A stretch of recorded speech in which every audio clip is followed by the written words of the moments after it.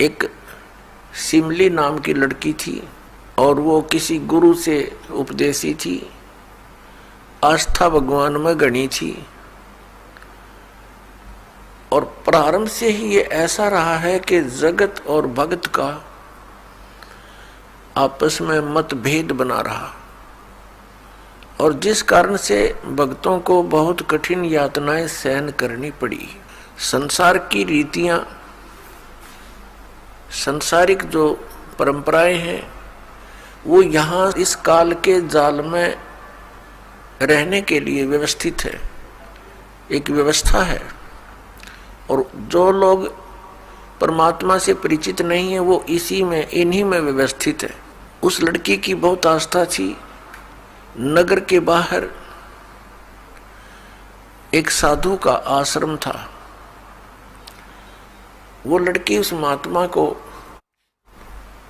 आहार करा के आती थी, उनकी सेवा भी करती थी और शाम के समय अपने घर आ जाती थी।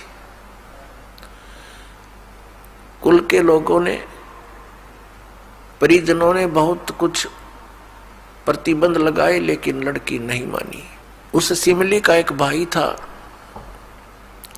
मंसूर नाम था उसका। उसको अन्य व्यक्तियों ने कहा कि आपकी बहन शाम के समय और गैर टाइम को वक्त जाती है संत के आश्रम में। देख ले भाई, इज्जत का सवाल है और पूरे नगर में चर्चा चलती है अपनी बहन को बनाकर। अब मंसूर ने सोचा भी पहले ये देख तो लूं, वास्तव में वहां उस आश्रम में ऐसा क्या है। इस दृष्टिकोण से जब उसकी बहन शाम के समय प्रतिदिन जाती थी साधु का भोजन लेकर, जिस दिन घर वाले भोजन नहीं देते थे तो वैसे जाती थी, उनकी सेवा कराती थी, कोई कपड़े धोआती थी, कुछ देर उनकी चरण दबा देती थी। अब मंसूर ने, भाई ने सोचा कि सीधा संत से बोलना अच्छा नहीं होता। साधु संत बड़े सहनशील होते हैं और सिद्धि युक्त होते हैं। अपराध के विषय में कुछ उठपटांग कहना हानिकारक हो सकता है। उसने क्या किया कि आश्रम के बाहर खड़ा हो गया और जैसी भी कच्ची पक्की कोई द्वार थी उसके अंदर कोई सुराख था। उस सुराख से वो देखने लगा। छोटा सा आश्रम था, को 100 गज का होगा, गणित 150 गज का, और उसमें एक झोंपड़ी डली हुई थी। संत जी बाहर बैठे थे, गर्मियों के दिन थे, चंद्रमा की रोशनी थी। तो उसने देखा कि लड़की ने जाके भोजन कराया महात्मा को, फिर बर्तन साफ किए, 1-2 कपड़ा धोआ, फिर महाराज जी के चरणों को दबाने लगी, सेवा करने लगी। तो क्या हुआ कि ऐसे उस महात्मा ने हाथ किया, आकाश से एक अमृत का प्याला आया। संत ने पिया, आधा उस बेटी को दिया। संत ने कहा कि बेटी, इसमें से थोड़ा सा एक नालायक व्यक्ति खड़ा है, उसके भी मार दे एक छींट। इस सुराख के अंदर से जा और उसके भी लगा दे, थोड़ी सी कल्याण हो जा। एक नालायक व्यक्ति खड़ा है। अब उसने जाकर के, लड़की ने आदेश पालन करना था, सुराख में ऐसे कर दिया। उसने देखा कौन है, कैसे है, तो उसके भी जीभ पर वो थोड़ा सा अमृत की छींट लगी। एकदम उसके हृदय में एक विशेष प्रेरणा हुई कि मैं बहुत पापी हूं, मैं नीच हूं, और ऐसे पाक साफ महापुरुष के विषय में मेरे मन में दोष आया। रोता हुआ आश्रम के अंदर प्रवेश हुआ। और कहा महाराज मुझ पापी का भी उद्धार हो सकता है। मैंने आपके बारे में बहुत गलत सोचा। उस संत ने कहा बेटा, जब तक बोध नहीं होता, ज्ञान नहीं होता, तब तक प्राणी के ऐसे अपराध अक्षमा करने योग्य होते हैं। और बेटा कोई जानबूझकर करोगे, दीक्षा उपदेश लेने के बाद आपके मन में ऐसा संत के गुरु के प्रति दोष आता है तो फिर आप पाप के भागी भारी बन जाओगे। काफी देर सत्संग सुनाया। प्रतिदिन वो भक्त अपनी बहन के साथ दिल्ली आने लग गया। खूब सत्संग सुना, दोनों बहन भाई मिलकर सेवा करते थे। फिर क्या हुआ कि उसके हृदय में एक ऐसी प्रेरणा हुई, अनल हक। उस संत ने उसको एक मंत्र दे दिया, अनल हक, कि इसका जाप किया कर। अपने आत्माओं, पिछले पुण्यकर्मी प्राणी ही परमात्मा की खोज में लगते हैं। उनको ही इतना शीघ्र इन बातों का असर होता है, संत के वचनों का। तो महान पुण्यात्माओं में से एक था मंसूर, और संत की कृपा से उसके पिछले पुण्य शटाट हो जाते हैं, उदय हो जाते हैं, और वो प्रेरित होकर के वो भक्ति प्रारंभ कर देता है। जैसे एक फॉर एग्जाम्पल, जैसे कोई कटोरी में घी डाल रखा है, उसमें एक ज्योति भी रखी है, और वो ज्योति जला रखी थी, बुझ गई, घी भी है उसके अंदर, बनी बनाई बाती भी उपलब्ध है। एक सीख लगाने की आवश्यकता है, वो जग जाएगी। तो जितने भी पुण्यकर्मी प्राणी हैं, जो भी साधु संत महापुरुषों के प्रवचन सुनते हैं, किसी भी संत के, चाहे उसने भक्ति मार्ग का कति ज्ञान नहीं, लेकिन भगवान की महिमा तो वो भी सुना ही देते हैं। तो उससे क्या होता है कि वह ज्योत जग जाती है।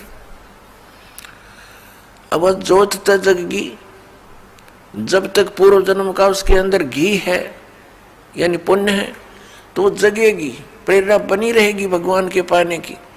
यदि आगे उसमें विधि घी उसके पास नहीं है डालने के लिए, तो वो ज्योति भी जल जाएगी और घी भी समाप्त हो जाएगा, और सारा कटोरा व कटोरी काली हो जाएगी। तो पुण्यात्मा उस अनल हक मंत्र के गुरु जी ने दे दिया, जो मंत्र देना था उसको। अनल हक का अर्थ होता है अहम ब्रह्मास्मि, मैं ही ब्रह्म हूं, मैं ही परमात्मा हूं, अनल हक। हालांकि ये कोई मंत्र वंत्र नहीं था, लेकिन उस मंसूर के अंदर वो पूर्व जन्म का घी और ज्योति रह रही थी, वह जगगी। अब उस मंत्र से भविष्य में तो कोई लाभ उसको होना नहीं था, क्योंकि वो चार्जर ठीक नहीं था। पूर्व जन्म की बैटरी से उसमें इतना प्रभाव था, इतने पुण्यों से, कि उसने अनल हक कहना शुरू कर दिया कि मैं ही परमात्मा हूं। अब भोली आत्माओं, पुण्यात्माओं को जैसा भी गुरु ज्ञान देता है, वो तो दृढ़ होते हैं। गुरु जी ने 2 दूना 6 कह दिया तो वो 6 ही बोलते रहेंगे। घर वाला कहेगा, कोई उसको बताना चाहेगा, वो नहीं मानेगा, कहता नहीं मेरे गुरु जी ने ऐसे ही बोला। तो अबोध बच्चे ऐसे ही होते हैं। इस बात का ज्ञान पूरे मुसलमान धर्म में हुआ, क्योंकि वो मुसलमान धर्म से संबंधित था, और मुसलमान धर्म ये मानता है कि जीव ब्रह्म नहीं हो सकता। वैसे तो जीव ब्रह्म हो ही नहीं सकता, ये तो अंडरस्टूड है। जीव तो ब्रह्म है ही नहीं, ब्रह्म अलग है, जीव अलग है। ब्रह्म मीन भगवान, जो जीव का भी उत्पत्ति करता है।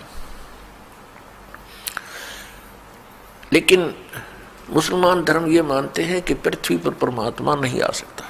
वह तो 7वें आसमान में रहता है, 7वें स्वर्ग में। और कोई ये कहता है कि पृथ्वी पर परमात्मा है, वो दंड का अधिकारी है, वो भ्रमित कर रहा है, मुसलमान धर्म के विधान को बिगाड़ रहा है। इस कारण से मंसूर को बहुत बार समझाया, राजा तक बात गई, बहुत कुछ कहा, लेकिन नहीं माना, अनल हक करता रहा। उसको कहा कि तू ऐसा मत बोल, अब साधु को तो कोई बोल नहीं सका था कि वो क्या मंत्र दे रहा है, लेकिन पब्लिक के अंदर जब बात आ जाती है तो वो अपना पूरा जोर शोर से विरोध करते हैं। अब क्या हुआ कि वो नहीं माना तो उसको चौराहे पर खड़ा कर दिया, बांध दिया उसको चौराहे पर, और फिर क्या कहा कि या तो तू अनल हक कहना छोड़ दे, नहीं तो तेरे पत्थर मारेंगे। उसने फिर कहा अनल हक, क्योंकि वो तो मदमस्त हो गया था, अलमस्त हो गया था। ऐसी स्थिति पूर्वजनों के पुण्यों से होती है, और भविष्य की भक्ति नहीं होती है तो वो नष्ट हो जाता है उस जीवन ऐसी पुण्य आत्मा का। तो उसको सजा दी गई कि पूरे नगर के व्यक्ति इसको पत्थर मार मार के इसका वध करेंगे, ऐसी सजा दें ताकि और भी कोई ऐसी हिम्मत ना करे। तो सभी लाइन में आ रहे थे और पत्थर मार रहे थे, तू पापी है, पत्थर मार रहे थे, निकल जाते थे। अब उसकी बहन सिमली का भी नंबर आ गया। जब और पत्थर लगा रहे थे वो हंस रहा था, अनल हक हंस रहा था। और जब उसकी बहन सिमली का नंबर आया वो भी लाइन में खड़ी थी, तो बहन ने सोचा पत्थर तो मैं नहीं मारूंगी, लेकिन लोक लाज में आके उसने फूल उठा लिया कि मैं फूल मार आऊंगी उसके, यहाँ ये लोग भी ना मेरा विरोध करेंगे और भाई का चोट भी ना लगेगी। उसने फूल मारा, फूल मारते ही वो रोने लग गया, बहुत बुरी तरह रोने लगा। तब सिमली ने कहा कि भाई लोग तेरे पत्थर मार रहे थे, उनके पत्थरों से नहीं रो रहा था, और तू मेरे फूलते रोने लग गया। अरे ये कोई चोट थोड़ी लगी तुझे? उसने कहा सिमली ये तो अनजान थे, इनका मुझे दुख नहीं था, तू तो परिचित थी मैं किसके ऊपर फिदा हो रहा हूं, और तेरा हाथ कैसे हो गया नालायक मेरी तरफ? तूने भगवान की तरफ हाथ कर दिया, मैं भगवान के लिए डिवोटेड हूं, और तूने क्या समझा फिर ज्ञान को? न्यू रो रहा हूं, तेरा जीवन बर्बाद हो गया, तूने ज्ञान समझा नहीं बहन, तेरे फूल का मुझे इसलिए दर्द हुआ, तू तो परिचित थी इस बात में। उसके बाद नहीं मरा वो पत्थरों से, कहने लगे या तो कहना छोड़ दे अनल हक, नहीं तेरा हाथ काटेंगे। उसने कहा अनल हक, हाथ काट दिया। फिर कहा दूसरा हाथ काटेंगे या बंद कर दे, अनल हक। तेरी गर्दन काटेंगे, बंद कर दे, अनल हक, काट दिया। अब उसको गाड़ा नहीं, मुसलमान धर्म में नीचे दफनाते हैं जमीन में, उसको सवा कर दिया काफिर समझकर कि काफिर जलाए जाते हैं, उनकी सोच है। और उस राख को जल में फेंक दिया कि इसका नामो निशान मिट जाए दरिया में। कहते हैं वो राख भी, ऐस भी, वो बबूत भी अनल हक अनल हक अनल हक करती जा रही है, और 1000 मंसूर बनकर गलियों में घूम रहे हैं। सबने दरवाजे बंद कर लिए, टट्टी पेशाब निकल गया, लोगों का घबरा गया, ये क्या हो गया, भगवान का भगत था, ऐसा हो कर दिया इसके साथ। तो पुण्यात्माओं, अब ये ज्ञान है, तत्व ज्ञान है, इसको बहुत गहराई से समझना है, इससे कई कंसेप्ट क्लियर होंगे। अब प्रसंग तो चला है कि जिस परमात्मा के पाने के लिए और जिस लोक में जाने के लिए महापुरुषों ने ऐसी कुर्बानियां दी, तो कैसा है वो भगवान, कैसा होगा वो देश, ये अंडरस्टूड है। दूसरी बात ये है इसके अंदर कि कोई ये सोचे कि अनल हक मंत्र से उसमें या शक्ति आ गई थी, नहीं।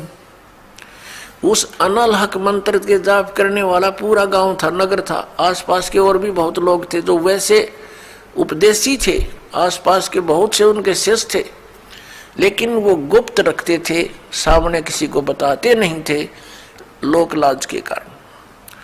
तो कहने का भाव ये है कि उस एक मंसूर के अंदर ये क्यों काम कर गया और सिमली में नहीं किया उसने। ये पिछले ही पुण्य से होते हैं पूर्ण हंस मुराद, ये पूर्व जन्म के संस्कार थे। उस मंत्र का इसमें कोई योगदान नहीं था। अब प्रसंग जो चल रहा है उसी पर हम थोड़ा सा डिस्कस करते हैं।